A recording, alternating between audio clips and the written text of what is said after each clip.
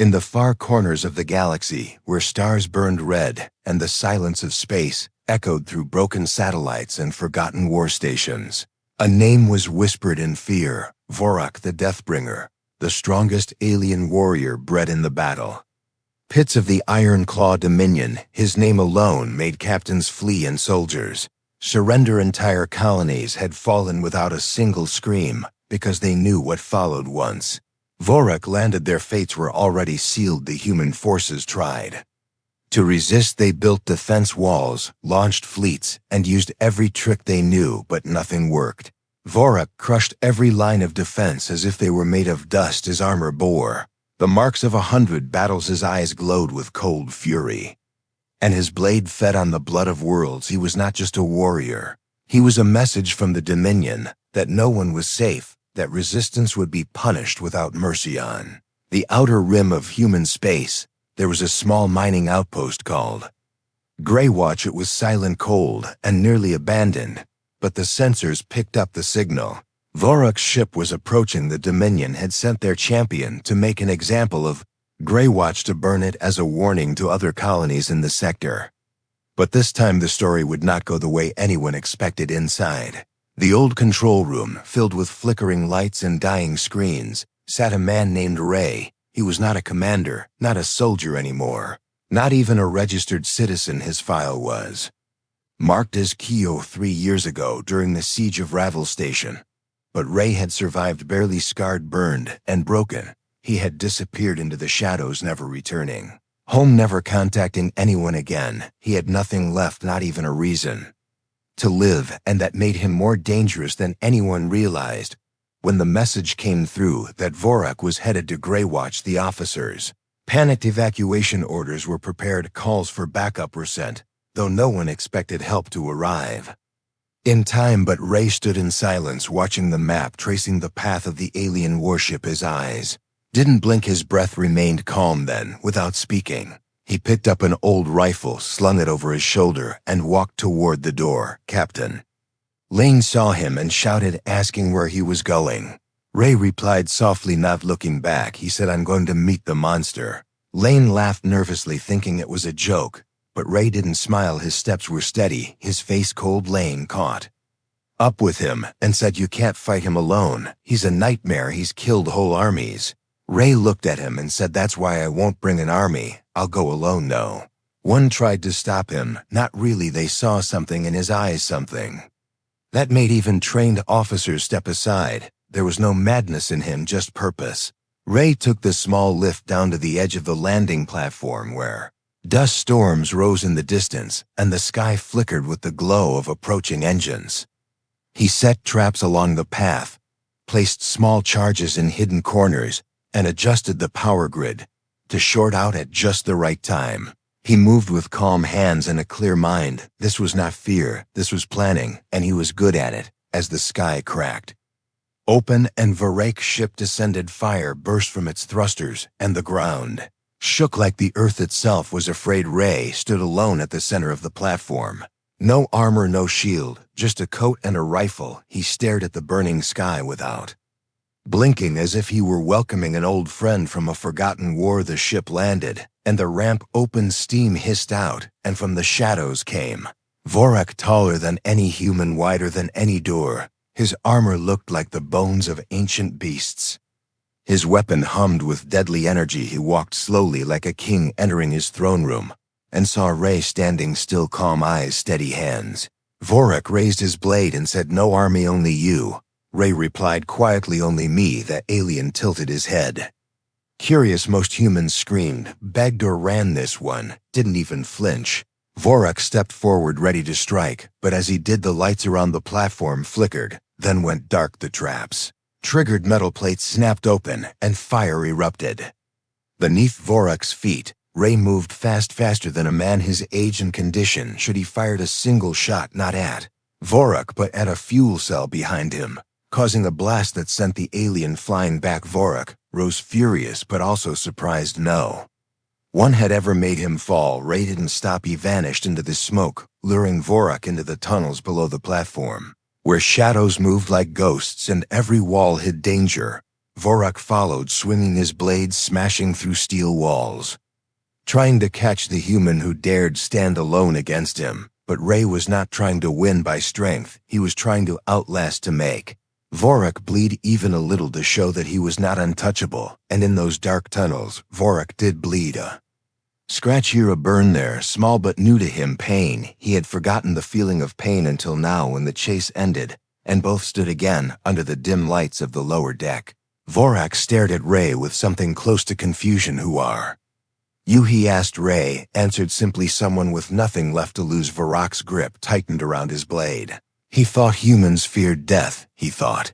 They could be broken, but this one stood still after all that, with no fear in his eyes, and for the first time Vorak felt something strange, not fear, but the beginning of it, a whisper in the back of his mind, that maybe this fight was not going to end the way all others had before. The story had only just begun. The air in the tunnels beneath Greywatch was thick with smoke dust, and the scent of melted steel. Echoes of footsteps bounced off the walls, loud, heavy footsteps of a creature born for destruction.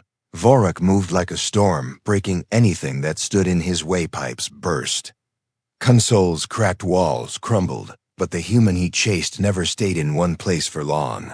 Ray was fast, not with speed of body, but with speed of thought. He knew the layout better than any map.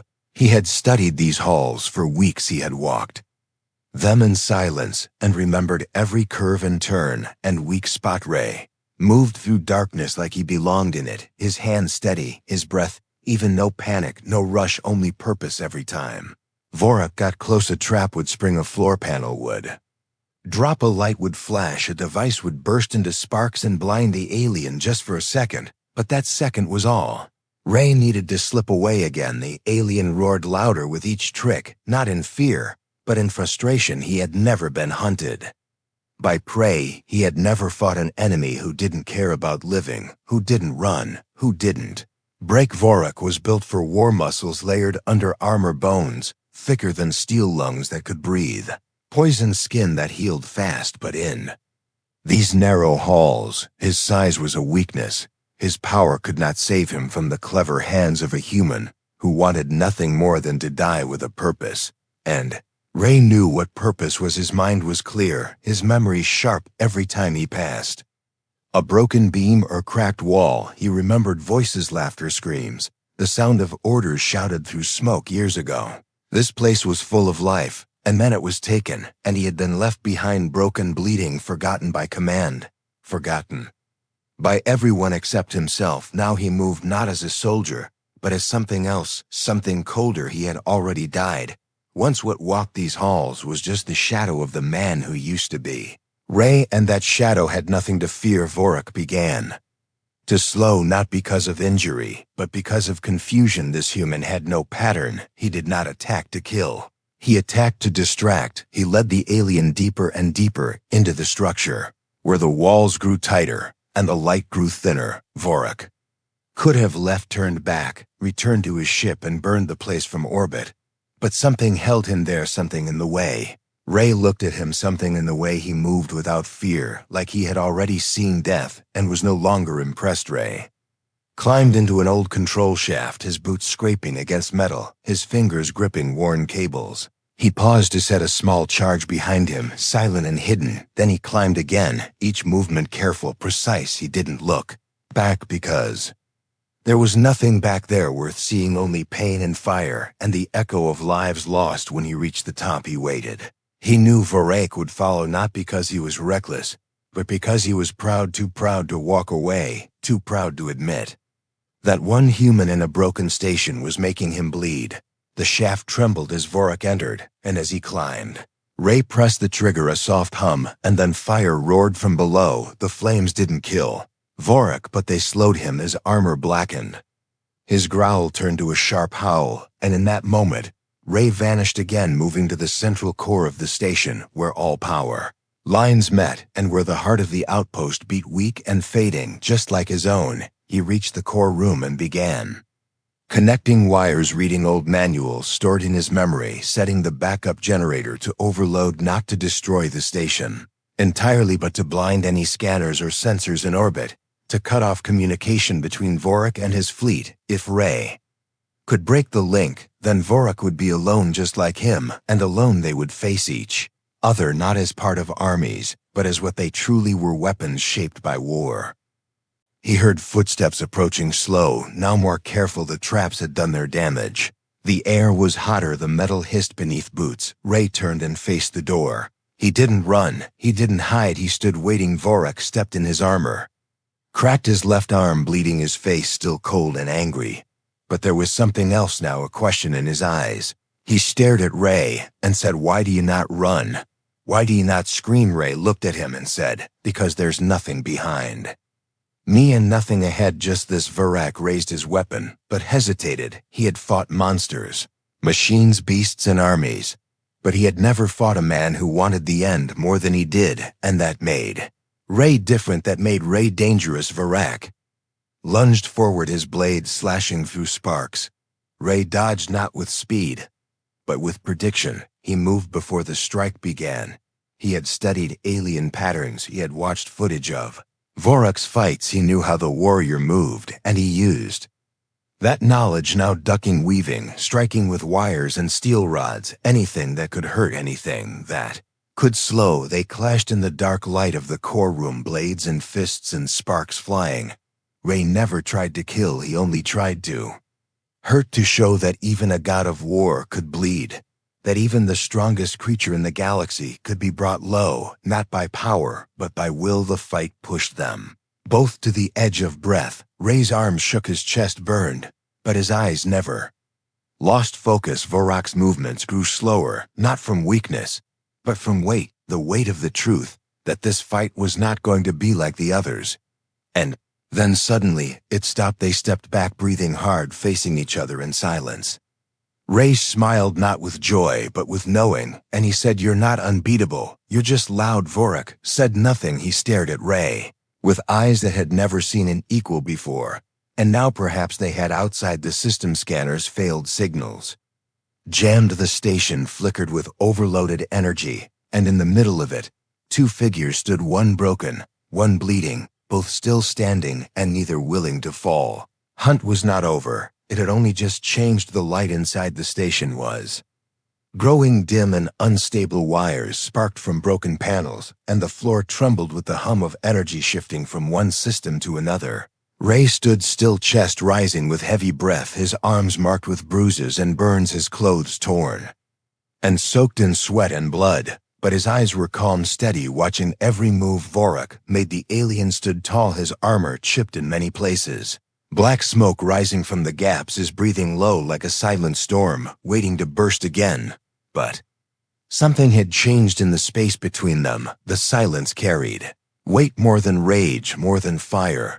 There was something heavier lingering between two enemies who had pushed each other past limits. Ray spoke slowly, not to mock, not to provoke, but as if speaking to himself. He said, "You bleed like any man, you fall like any soldier.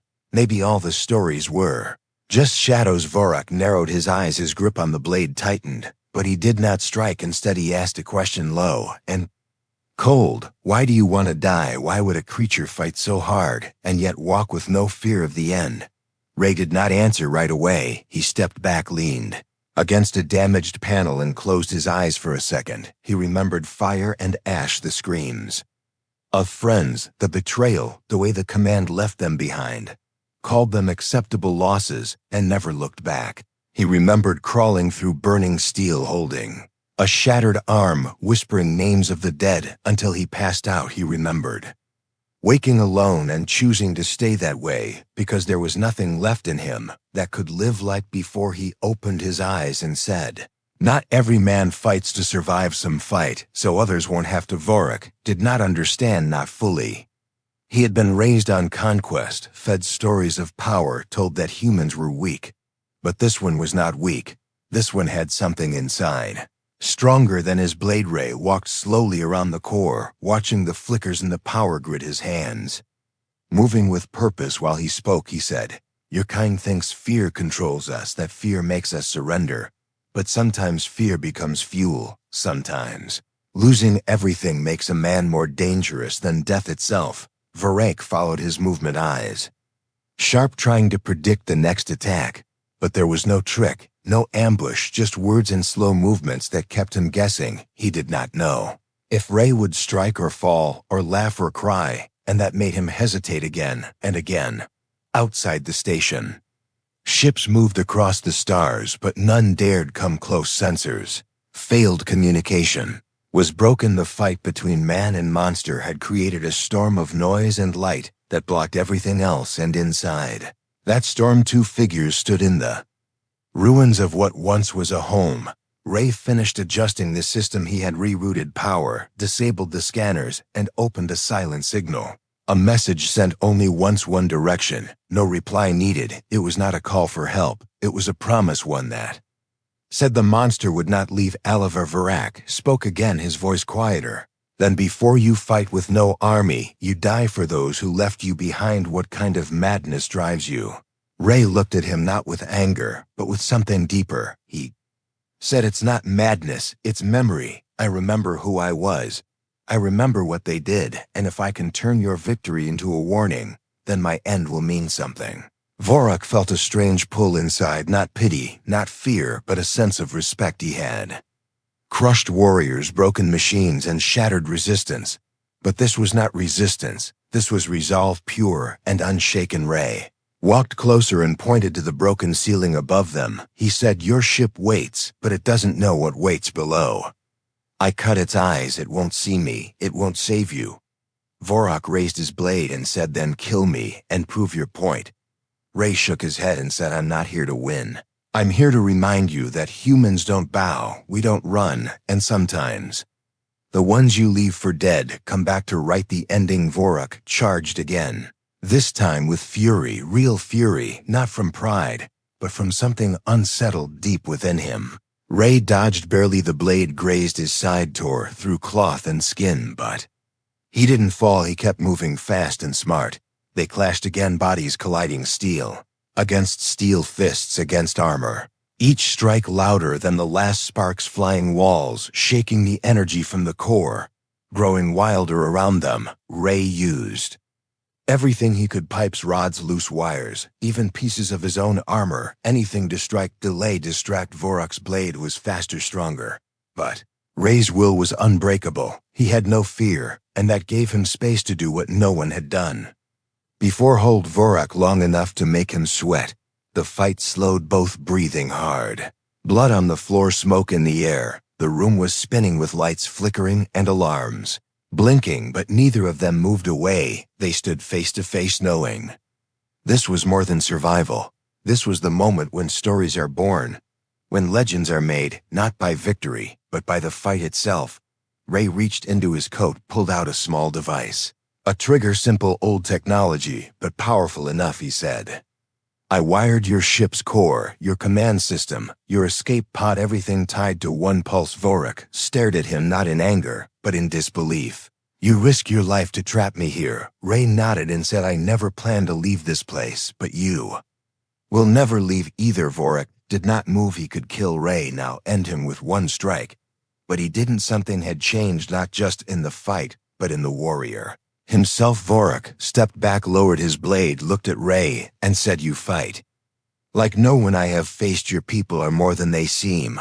Ray gave a faint smile and replied, we always have been, you just never looked close enough. As the station shook from another energy surge, and the shadows grew deeper, the two stood there, not as enemies anymore, but as two beings shaped by war, each carrying weight that words could not measure, and both knowing that the real battle was not against each other, but against the belief that one side must always fall. The station trembled like a beast in pain, its old metal frame no longer able to hold the pressure of what was happening inside. Systems flickered, lights faded, and shadows stretched long across the walls. But inside the core chamber, two figures stood, surrounded by broken wires and the smell of smoke. Ray still breathed, hard wounds across his chest and arms, burning with every move, but his mind was sharp, clear, and calm, while Vorak stood across from him, blade lowered, body bruised, eyes locked, not with hate, but with something close to curiosity, something alien to a being raised on destruction. Ray sat on a broken crate near the control panel, his fingers tapping gently against the side, as if keeping time with the rhythm of the station's pulse. His voice came low, almost like a memory. He spoke not to taunt, but to explain, and in his words, there was no rage, only weight, the kind that sits heavy in the soul for years. He said, you want to understand why. I do not fear death, why I stand here alone and bleed. Instead of hiding like the others, Varrock gave no answer, but his silence was loud enough, and Ray knew he was listening. Ray leaned forward, eyes focused, voice steady. He said, when I was young, I believed in orders and leaders and rules. I followed them into the fire and watched as they left us behind. I saw friends fall one by one, trapped under rubble, torn by explosions, left to rot while the command center told us to hold the line and promised help that never came. I was buried under steel and flame. I felt the heat on my face and thought, this is how it ends.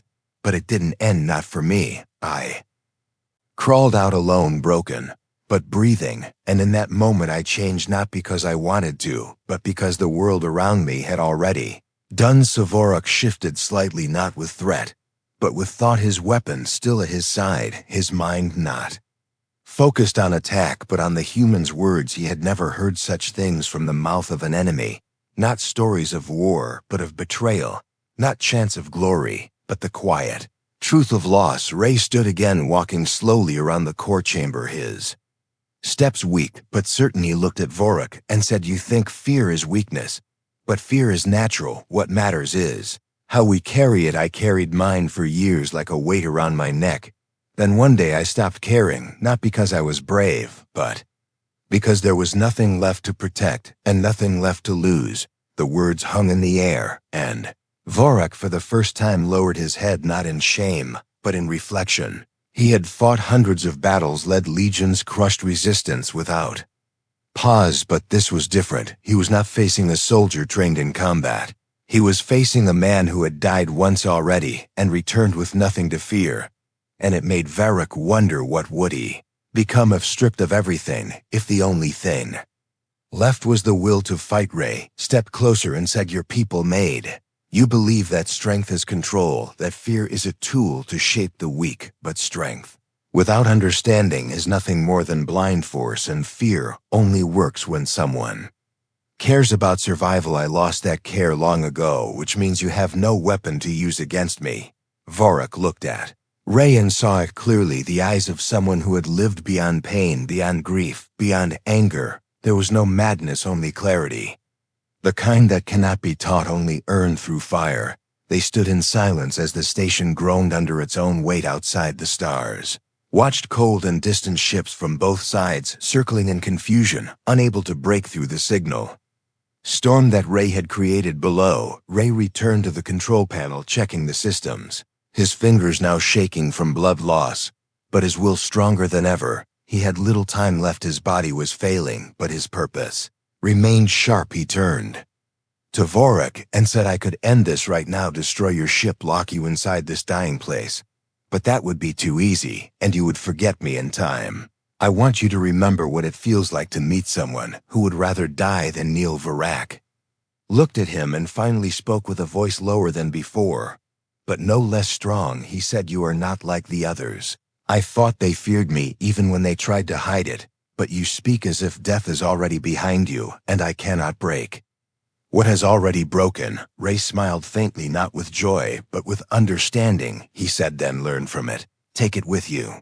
When you return, tell your leaders that humans do not surrender. Tell them that even one man left behind can change the outcome of a war. Varrock stepped closer now, face to face with Ray, his height towering, his strength unmatched. But in this moment, he saw no weakness before him, only a reflection of something his kind never understood. Ray raised his hand slowly, offering the trigger device. He said, this is your choice. You can leave and destroy this place, or you can take the story with you and let it live longer than either of us. Vorok stared at the device, then at Ray, and for the first time he did not feel like a conqueror. He felt like a witness to something he could not unsee. Ray turned away, moving back toward the chamber wall, his legs slow, his breath shallow, his body finally reaching its end. He sat down against the cold steel floor, looking up at the Flickering ceiling as if watching the stars he could not touch again, he whispered quietly not to Vorak but to the memory of all those who had fallen before him. Names long gone, faces fading like smoke in wind, and in that stillness he found peace. Not in survival, but in meaning. Vorak stood there unmoving, the trigger in his hand, his heart. A storm of thoughts. He had come to erase a colony and leave nothing but ashes. But now he would leave with something far more dangerous, a memory of a man who faced him alone with no fear, no armor, and no chance of survival, and yet still stood tall as the station shook once more and the systems began to fail completely. Vorak turned his back and walked toward the exit, his footsteps slower than before. Each one heavier, not from injury, but from thought he left. The station, without using the trigger, without ending the man, without burning the name, returned to his ship silent, his eyes staring into space, not as a warrior, but as a witness. And those who saw him that day would later say that the Deathbringer returned different, changed not in body, but in spirit, and no one could explain why. But Vorak knew he had met something more powerful than fear, and in that meeting the war had already begun to shift. The station was breaking apart piece by piece. The metal groaned with each passing second, like a creature gasping for its final breath. Lights blinked in and out as the power grid surged beyond control. Sparks jumped from damaged wires, and smoke curled around the corners of the walls. In the heart of the storm, Ray sat motionless against the cold steel, his body weak, his breath shallow, eyes fixed on the dark ceiling above. He could no longer feel the pain in his arms or the cuts across his face, only the silence, and in that silence there was no fear, only stillness. Above the ruined outpost, in the silent stretch of space, Vorak's warship hovered in place, its engines humming low while the crew waited for orders that never came. The soldiers aboard whispered among themselves, unsure of what had happened below, unsure of why the Deathbringer had not destroyed the human base in seconds, like all the others. Vorak stood alone in the observation deck, staring down at the station through the glass, not blinking, not speaking. He held the trigger device in one hand, still untouched, still unused. He could end it all with a simple command, but he didn't, and deep down he knew why. He had looked into the eyes of a man who had nothing left, and yet still chose to fight. He had faced warriors who screamed in rage or begged in fear. Ray had done neither. Ray had smiled not with pride, but with peace, and that smile had cut deeper than any blade Vorak had ever faced. It had made him question everything he was, everything he had been made to be, and now that question was louder than the call of duty back. Inside the station, the emergency systems failed, alarms faded, and temperature dropped. Ray's breath turned white in the cold air, his body giving way slowly, but his mind remained sharp in his final moments. He thought not of death, but of those who might one day hear the story, maybe a child in a shelter, listening to tales of the brave, maybe a soldier far away fighting to protect his own, maybe even Vorak himself returning to his people, not with fire but with words that would burn longer than flame. Ray reached into his coat with trembling fingers and pulled out a small recorder. He clicked it on and spoke in a voice dry and broken. He said, "If you find this, then know that one man stood against the impossible, not because he believed he would win, but because someone had to stand, and if you are afraid, let that fear remind you that you are still alive, and if you ever lose everything, then you are free to fight with nothing to hold you back." He set the device down and closed his eyes. Not in pain, not in defeat, but in silence, like a soldier returning home after a long journey on the Dominion ship. Vorak remained still long after the station faded from sensors, long after the heat signatures dropped to zero, and long after the crew gave up trying to reach him. His fingers tightened around the device one final time, and then he crushed it, not in rage but in choice. He turned away from the window and walked through the silent hall, his steps slow and heavy. The crew watched him in confusion, but no one dared speak. The Deathbringer returned not with fire, not with a trophy, not with glory. He returned with silence, and silence is louder than any victory. Weeks passed across the galaxy. Rumors spread not from official reports, but from whispers in bars and dark corners of space, in broken ships that barely held together. They spoke of a station that was supposed to be wiped out, but wasn't. They spoke of a man who faced an alien god of war and never ran and never screamed and never flinched. Some said he was a ghost, others said he was a machine, but those who had fought and bled in the war, they knew better, they knew he was real, and they carried his name like a secret weapon in their hearts. Human Command eventually received the last transmission from Greywatch. The signal was weak, corrupted by damage, but one piece remained clear, Ray's voice calm and steady. Even in the end, the message spread through ranks like wildfire, not ordered, not enforced, but shared one soldier to another. It became a reminder of what it meant to fight, not for victory, but for meaning. And even in places where hope was dying, the name Ray was enough to light a spark. Varak returned to the Dominion.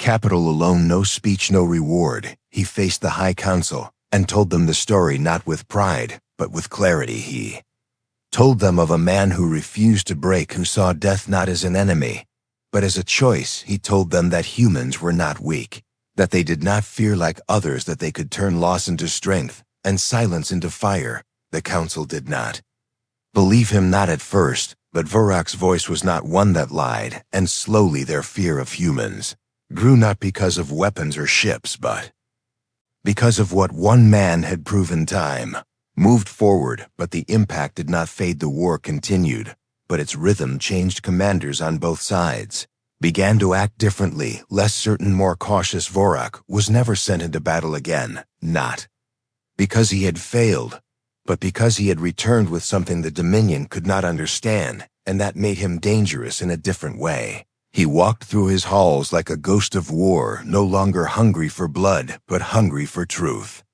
And truth cannot be controlled. And somewhere deep in the archives of Human Command, a small metal recorder sits in a glass case, still playing the final words of a man who stood alone in the dark and gave his life, not to win, but to remind the galaxy what it meant to be human. He was not a hero by rank, not a legend by design. He was just a man, a broken one, a forgotten one, but a man who didn't flinch. And because of that, the story of Ray lived on, not in medals or parades, but in the fire behind the eyes of every human who heard his name and chose to stand even when there was nothing left to stand for. In the vast quiet between stars, the echo of that choice still travels, carried not by light, not by sound, but by memory. The end.